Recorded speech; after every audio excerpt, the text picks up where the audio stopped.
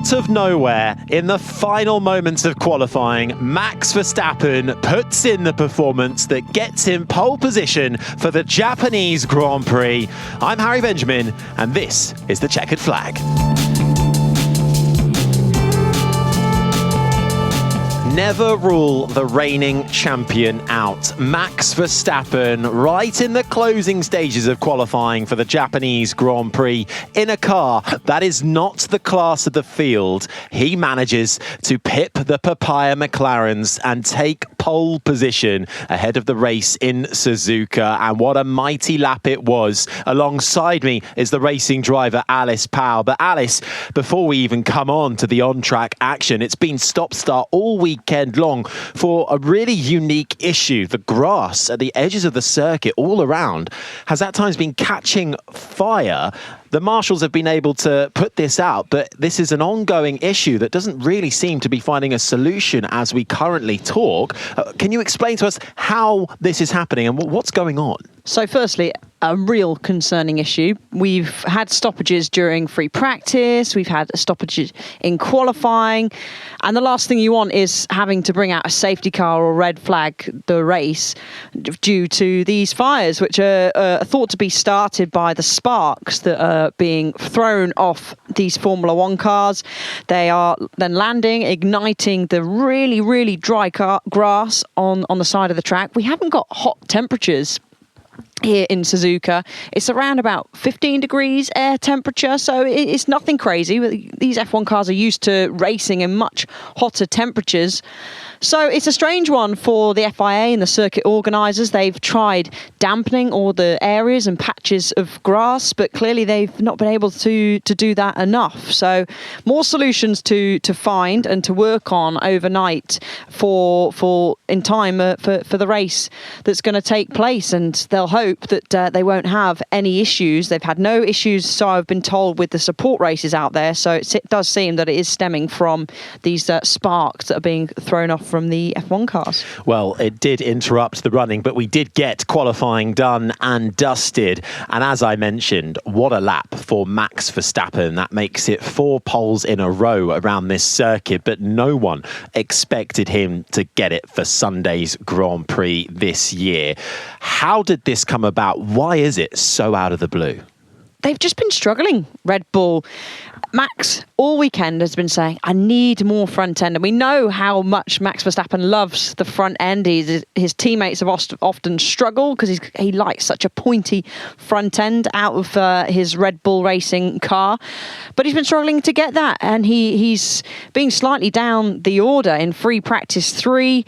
He barely made the top sort of 6 of the timings. And he was, half a second looking to be nowhere near pole position. And then all of a sudden, he just pulls it out the bag. I mean, we should expect this from Max Verstappen.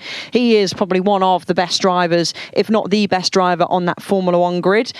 And he pulls it out. He much delight to his Red Bull team, but also to himself. I think he was actually very surprised. On the radio, he sounded more satisfied and happy with that pole position than some of his more recent wins in Formula One. It really was incredible. Let's hear what Max Verstappen had to say after taking pole position for the Japanese Grand Prix.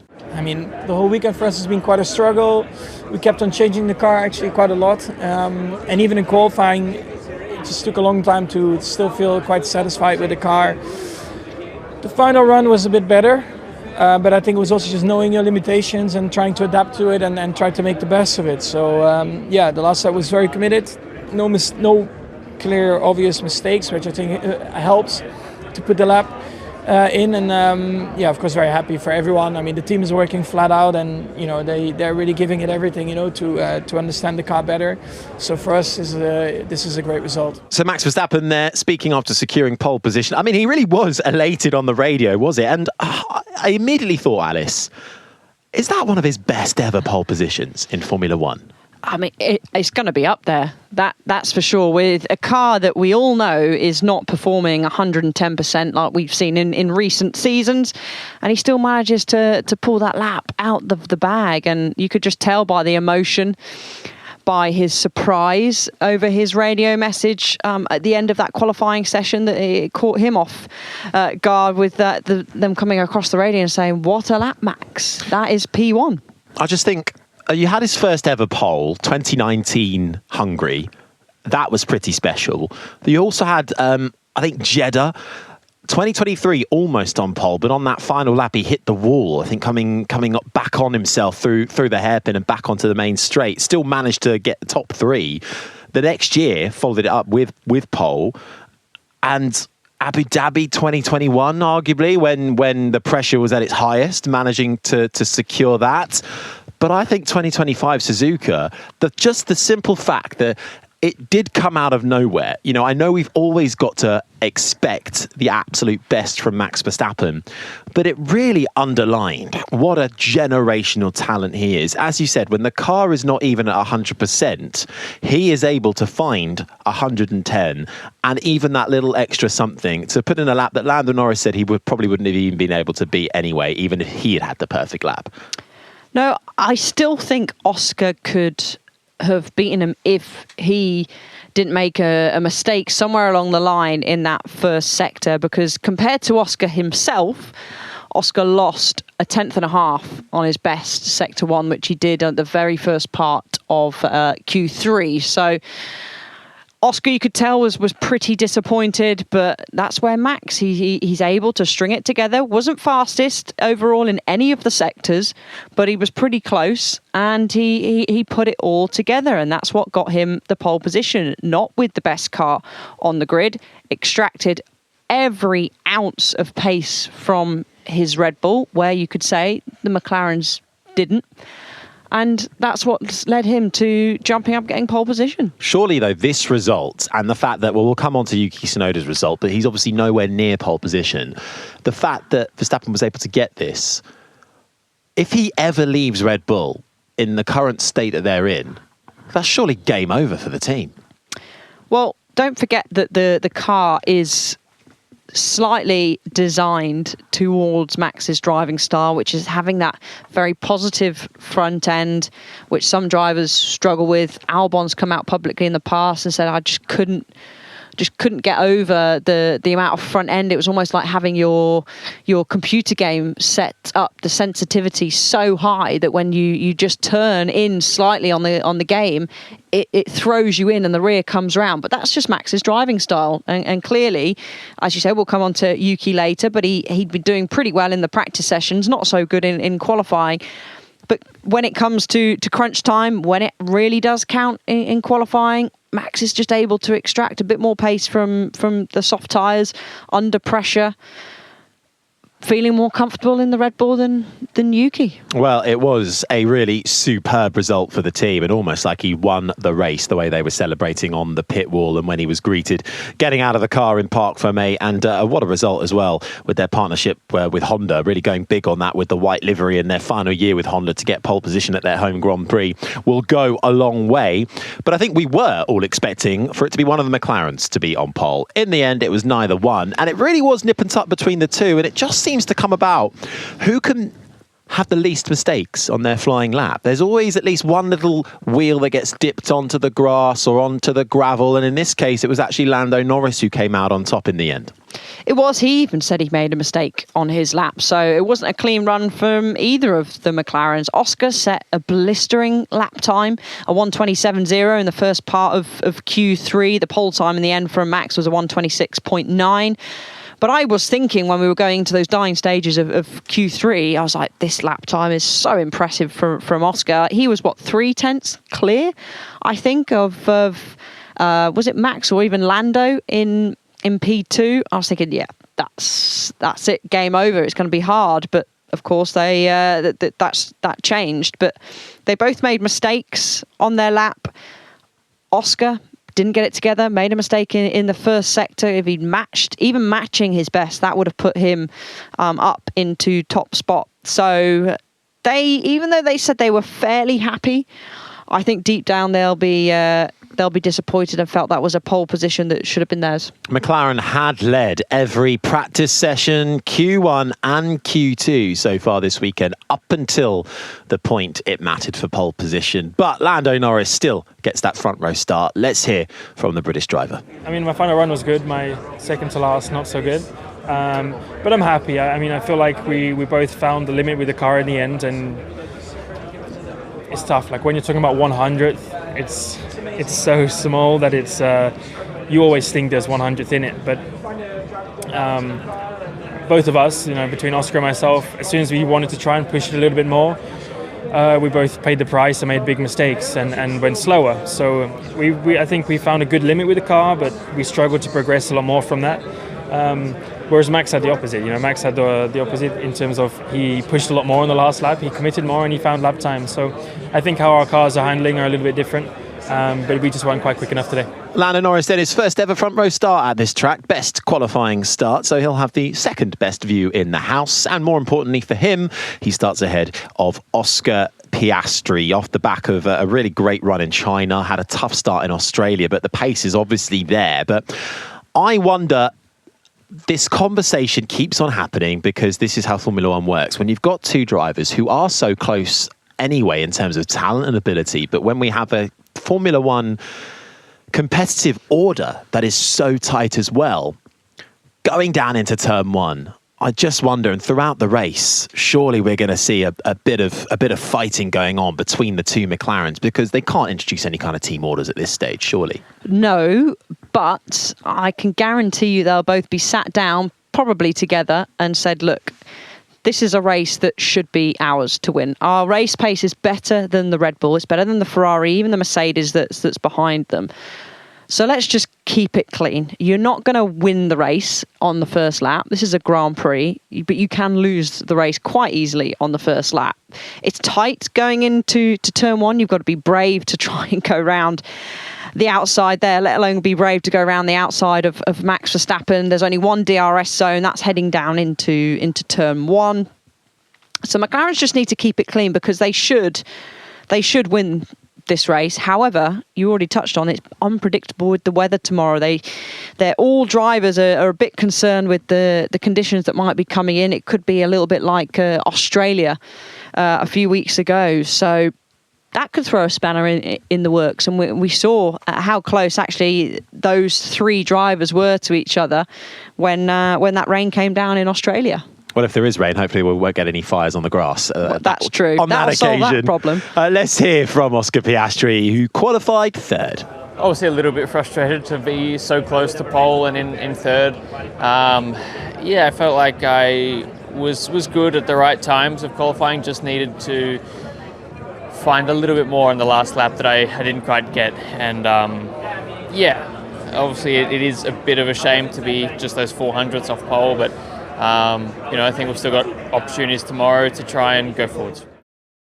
So then the two McLarens right behind Max Verstappen. Now, they're not best of the rest, but they kind of are, because they're the first best of the rest, really. And we were expecting that to be George Russell and his Mercedes, who has looked brilliant, not only since the start of the season, but has been right up there behind the McLarens and sometimes splitting them throughout the practice sessions. But in the end, he was pipped by Charles Leclerc. So nice fight brewing there. Charles Leclerc got fourth ahead of George Russell. I feel like we haven't seen much of the Ferraris so much this weekend in terms of what they're bringing to the table when it comes to pace. But do you think the Mercedes of Russell has got the edge over Leclerc? Do you think that will be just a pass in the race waiting to happen? For sure, 100%. Russell should be ahead of Leclerc. The Mercedes looks stronger throughout the weekend so far in terms of pace against the Ferrari. Russell was mixing it up there in the top three at times in terms of raw pace. He had that wobble, didn't he, George, going into turn one, whether he just carried a little bit too much speed between the apex of 1 and 2. That put him out of shape. And he lost some time in that first sector. So fine margins. The times are really close here. A few hundredths is all that's needed to drop you down a position or two. And it's a couple of hundredths between Russell and Leclerc. But he should be ahead when it comes to the end of the race tomorrow. And in theory, he should have been ahead of Leclerc today. Well, it's actually Leclerc's first top 4 start since Las Vegas last year, and 5th place on the grid is, it's Russell's highest ever start at this track, but it's actually his lowest start of this season so far, highlighting just how good Russell's start to the year has been. But that's your top 5. Just behind George Russell was his teammate Kimi Antonelli. That's good progression for the Italian rookie, who had been some way off the pace compared to his teammates so far this weekend. Then we come to the actual best of the rest, and I'm a bit surprised to see that it's Isaac Hadjar, not because I'm doubting his pace, but because he was really struggling with some quite unique issues to do with his seatbelts. Yes, so he was coming over on the radio in the end of free practice 3, and he was saying there's something wrong with the cockpit. I can't tell you over the radio, but it needs sorting out. He didn't seem like he got the problem sorted in free practice, went out in qualifying and sounded quite distressed, didn't he? It was almost like it was taking his breath away. He looked in pain at some point. And he did look in pain when he came back into the garage. The mechanics were sticking their head in the cockpit. And from what we understand, it was his lower belts, so the crotch belts that come up, almost the driver nearly sits on where they start. They come up and they loop over in between the driver's legs. They hook through, and then they're sort of attached to the shoulder straps and belted in. So if those are not in the right position or slightly too tight, that can cause issues for a male or female driver in the areas down below. And certainly when your stopping distances are so short in Formula One in terms of how much he would be moving forward, how much the belts are going to keep him still. So he'll be launching into those crotch belts. It can be very uncomfortable. And he did look in a lot of pain, managed to get it somewhat sorted, but I don't think he's still particularly happy with the position of them. It sounds like it's a getting the seat out job, getting him back in, maybe lengthening the belts or even replacing them with some slightly different ones if they have them to hand. But a good job by Hadjar. He's up in the top 10 once again and enjoying life in the racing balls, maybe not so much the belts. Well, let's hear what Hadjar had to say after a tough but satisfying qualifying. Isaac, a great effort to reach Q3 there. We heard your radio messages early in the session. It sounded like you were struggling with quite a few things there. Can you talk us through? Yeah, I had issues with the seat belts, so had to jump out, jump back in, and it was fine. So how was it in the car from that point? Were you able to pretty much get on top of it as qualifying went on? Or? Compromised my first run in Q1. Then it was drivable thankfully on that final lap in Q1 to get through Q2. But yeah, I was in pain a bit, and then for the rest I could reset and just focus on driving fast, and it worked. Isaac Hadjar then with actually back-to-back 7th place qualifyings. Best performance of the year so far. 7th in China and 7th once again here in Japan. Let's see if he can convert it into points and hope those seatbelt issues sort themselves out properly for the Grand Prix on Sunday. But good to see the French rookie having good performance. He was actually ahead of Lewis Hamilton, who had a really tough qualifying, didn't have the pace, his lowest qualifying here since 2012. And then actually good results for the likes of Alex Albon in 9th and Ollie Behrman getting Haas's first top 10 start of the year, which was, again, a bit of an unexpected result to see for Behrman. It was, and seeing their struggles that Haas have been having previously. Ocon down in 18th place, so he trounced all over his French teammate. But a solid job from Behrman, and you could see from just the smile on his face. He's always smiling, isn't he, really, Ollie Behrman? But beaming from ear to ear, extracted every millisecond of time out of his Haas, and a big cheer for him in the garage as well, which is fully deserved. So a good starting position for the rookie. That is your top 10. Now, I can hear you asking, well, hang on, where's Yuki Tsunoda? What happened? Tsunoda, of course, doing the swap with Liam Lawson for this race. So Tsunoda gets, for this season now, so Tsunoda gets the call up into Red Bull. And actually, Alice, he'd been looking good. He'd been looking closer, much closer to Max Verstappen throughout the session so far this weekend than Lawson ever had been in his 2 races that he experienced with the team. But Tsunoda, in the end, qualified 15th, ironically behind Liam Lawson in the Racing Bulls. First of all, let's just talk about, is that representative of Tsunoda's pace, or could their qualifying have been run better? their qualifying could have been run better. He went out on a used set of soft tyres, unlike Max, who went out on a brand new set of soft tyres in Q2.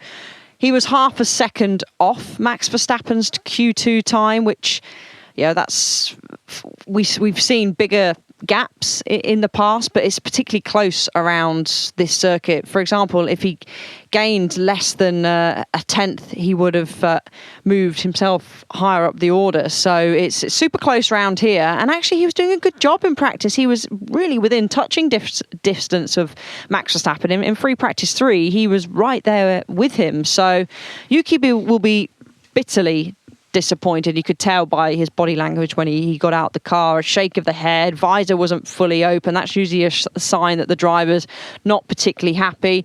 Liam Lawson, he'll have a small smile on his face, only really probably because Yuki is behind him, and he's almost saying to Helmut Marko, well, told you so. It's not easy to drive that wagon, but he'll be disappointed because he's not within touching distance of Hajar, and it's actually just over a tenth of a second put him down in 14th place compared to Hajar up in 9th. Well, let's hear from Yuki Tsunoda after his first qualifying in the Red Bull.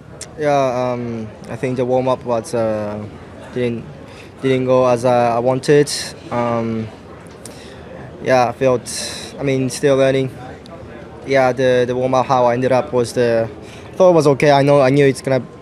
Knew maybe a little bit compromised, but the penalty was pretty big. Shame that I didn't able to extract performance from the car. I think they're looking good from Q1 and everything, so just felt like overall worse and worse throughout. So very shame. Looked like you really hit the ground running yesterday in FP1. So how was the confidence in the car around what happened today? At least the confidence in the car feel good now. Just they didn't able to put it all together today, so very sad. And what about the race tomorrow? There might be some rain, a chance to move forward. Yeah, I'll do my best. Those things, in the situation, anything can happen. So whatever condition, I'll stay focused. Okay, so that was Tsunoda. So naturally, he will be disappointed to perform like that. But I think there's still a lot of positives to take, as we've said throughout the season so far. But I just want to highlight, because there's a lot of irony going on here, and I think it's very difficult for some to understand. I'm struggling to understand it. Like, even from Liam Lawson's perspective, his qualifying so far have been pit lane start, 19th on the grid in China, pit lane start from the Chinese Grand Prix. The 19th start was for the sprint in China, but those pit lane starts were because he was at the back of the grid anyway. Then suddenly he moves to the lower down team and gets his best qualifying result. Okay, he's still off his teammate, but he still gets his best qualifying result so far. Meanwhile, Yuki Tsunoda, I am fully backing that he would have been in the top 10 and matching, if not ahead of Isaac Hajar, if he was in the Racing Bulls. How is that happening? Why is that happening? Why is suddenly the man who gets in that second seat behind the junior team and struggling for pace? Just purely, the car is hard to drive. Perez has been saying it. Lawson's been saying it. Max has been saying, okay, he's on pole position, but so we'll just ignore that for this moment. But it's hard to drive, and even Max said that he think it was very harsh that Liam was not given enough time to adjust. Sounds like he's struggled to adjusting back to the Racing Bulls in comparison for his teammate. Liam's 14th. Hajar was 9th in Q2.